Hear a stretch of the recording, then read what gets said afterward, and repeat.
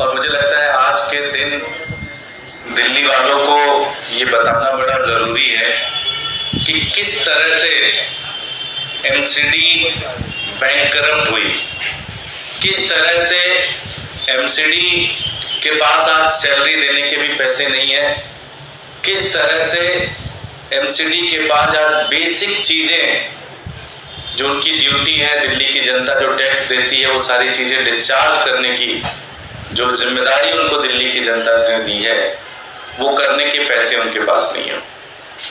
एक मैं आपको एग्जांपल दूंगा और आपको बहुत अच्छे से समझ में आ जाएगा।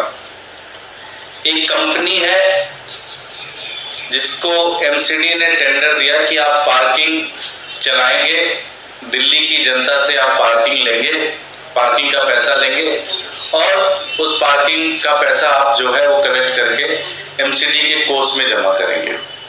एक कंपनी है, उसको पार्किंग मिला, पार्किंग चलाने का काम उसने शुरू किया। ये बात अलग है कि पार्किंग 20 रुपए लगना चाहिए था, लेकिन उन्होंने 40 रुपए, 50 रुपए, 60 रुपए जनता से लिया। लेने के बाद उन्होंने वो पैसा एमसीडी के अकाउंट में नहीं जमा कराया। मामला चला गया कोर्ट। कोर्ट ने कहा कि फला डेट तक आप पैसे जमा करा दो, अगर ये कंपनी जमा नहीं करती तो एमसीडी इसको ब्लैक लिस्ट कर सकती है। उन्होंने उस डेट तक पैसे नहीं जमा कराए, एमसीडी ने उसको उठा के ब्लैक लिस्ट कर दिया, उनका लाइसेंस कैंसिल कर दिया। बात यहीं पे खत्म हो जानी चाहिए थी। एक तो यह है कि एमसीडी का 1.5-2 करोड़ रुपए तो डूब गया इसमें, क्योंकि उसने दिया ही नहीं। सेम लोगों ने जो उस कंपनी के ब्लैक लिस्टेड लोग थे, सेम लोगों ने एक दूसरी कंपनी बनाई और दूसरी कंपनी टेंडर ले ली। सेम लोगों ने एक तीसरी कंपनी बनाई, तीसरी टेंडर ले ली और इस तरह से अब ये कंपनियां भी पैसे नहीं दे रही हैं, ये कोर्ट में भी जाएंगी, ये कंपनियां भी ब्लैक लिस्ट हो जाएंगी। मतलब एमसीडी का सारा पैसा बर्बाद हो गया। ये सारी चीजें जो मैं कह रहा हूं ये डॉक्यूमेंट के आधार पे कह रहा हूं। कोर्ट ने 2022 में अभी जस्ट एक मामला है, उसमें उन्होंने ऑर्डर दिया, ऑर्डर देके बोला कि 2022 तक इंस्टॉलमेंट की डेट बताई कि फला डेट को इतना पैसा, फला डेट को इतना पैसा, फला डेट को इतना पैसा देना।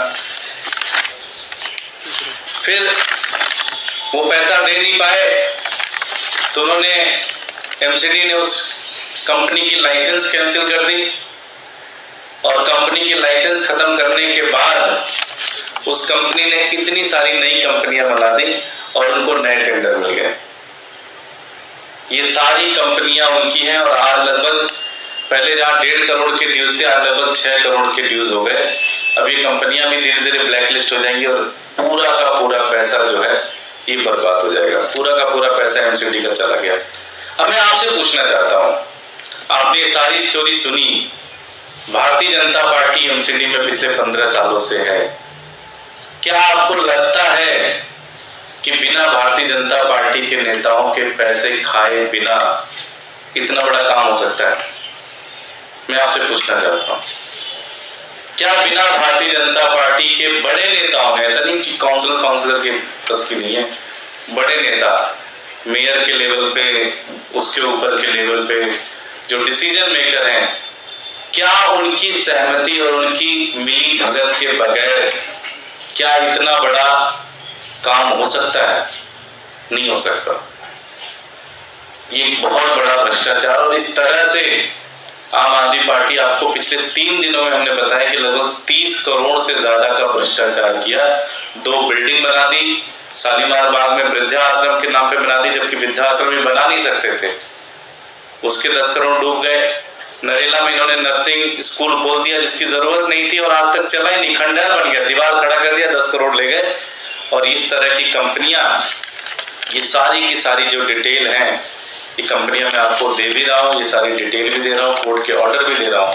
ये सारी की सारी कंपनियां हैं, ये सारे के सारे कंपनियां इस तरह से मिलके एमसीडी का चूना लगा रही है और भारतीय जनता पार्टी के नेताओं के साथ मिलकर चूना लगा रही है।